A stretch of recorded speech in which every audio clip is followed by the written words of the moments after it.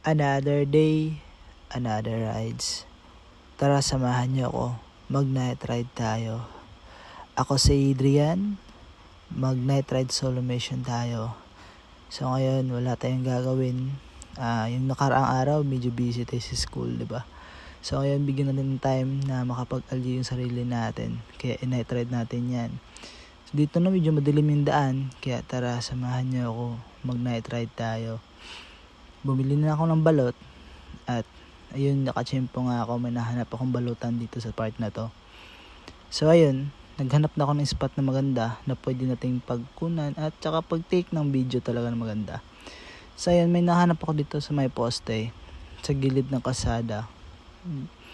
Okay lang, may paglalagyan ng phone at saka mapag-take ng video. So ayun, kain tayo. Sa mga kumakain ng balot dyan, shout out sa inyo. Kain pala tayo. Sobrang sarap ng balot na to. Kasamahan pa natin ng magandang gabi. Malamig yung hangin, manghang yung suka, at saka may asin. So ayun no. Mas maigi na yung ganito kaysa bisyo lang, diba? Mas mabuti na yung red lang yung bisyo mo. Samahan na rin natin ng doble ingat. Sarap sana maglibot-libot pa. Mag city ride, diba? Yung tawag natin doon. Light ride. Ayun. So, medyo nga pangit yung dating ng panahon ngayon. Kaya, ayun, kumain na lang muna ako sa tabi. Masarap naman yung tiyempo. Alam mo yung malamig yung hangin. Masarap pa yung kinakain mo.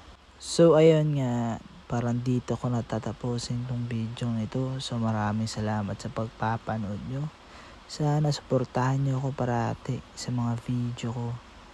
At saka nga pala, baka may drop ako sa Panabo bukas. Kunting merienda lang. Yung taga Panabo, stay tuned kayo, mag-follow kayo para makita nyo yung gagawin ko. So bukas, see you in Panabo. Dadaan ako dyan. May drop ako dyan kahit konti lang. Pangkape lang mga idol. So ayan no, tapusin ko na tong video nito. Maraming salamat sa inyo. See you in my next vlog.